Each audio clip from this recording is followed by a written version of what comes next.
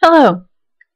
Today we're going to talk a little bit about the Articles of Confederation, and specifically what their strengths were and what their weaknesses were.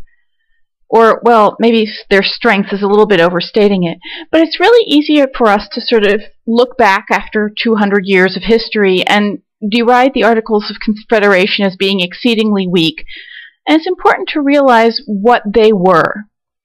They were the first cut at creating a new government, something which had never happened before. And if you take a look at the 200 years of history that has happened since, more than 200 years, you'll realize that most countries that achieve independence don't actually do a really good job creating a first new government. They tend to fall victim to the same things that the United States and the Articles of Confederation did. They tend to be a very strong reaction against the ills that they perceive from their colonial administration. Therefore, the things that the people were reacting against, in particular in writing the Articles of Confederation, wind up being made really overcompensated for.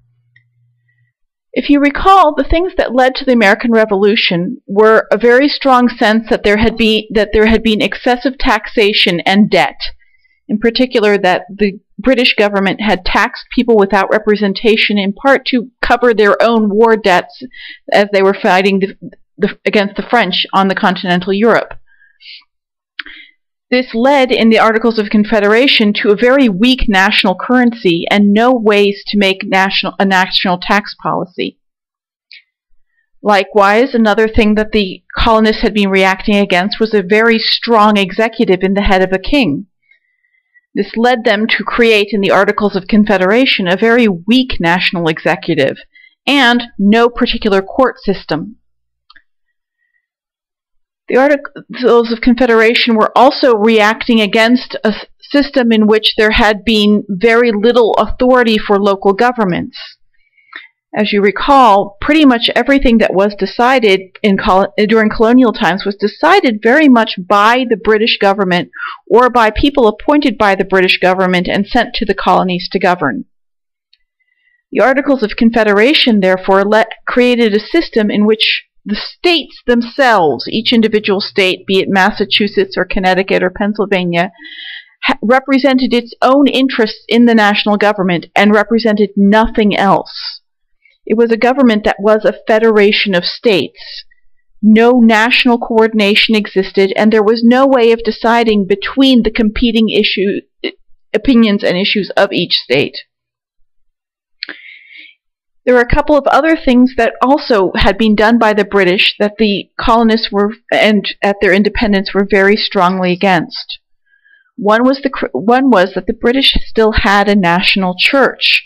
This, as you recall, is part of what created the colonies, because the Catholics and the Puritans fled to create their own colonies.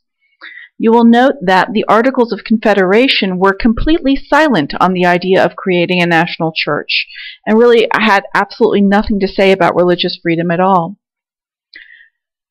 The final thing that the Articles of Confederation served as a reaction against was the quartering of soldiers, which, if you remember the Revolutionary War, was a very keen element of dissent among the colonial peoples.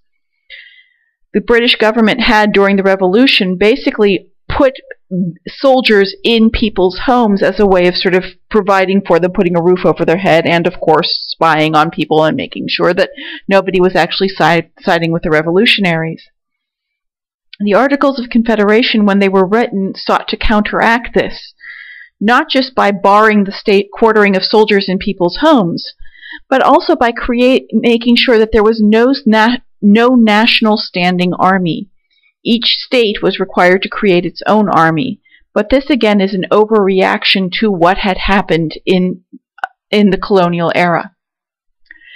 In our next lecture, we're going to talk a little bit more about sort of what exactly was going on when the Articles of Confederation was written, and in particular, how all of these weaknesses contributed to the downfall of the Articles. But I want you to sort of see at the end of today, or at the end of this lecture, why they were the way they were, and to recognize that they were a very good first start. Talk to you in a minute. Bye-bye.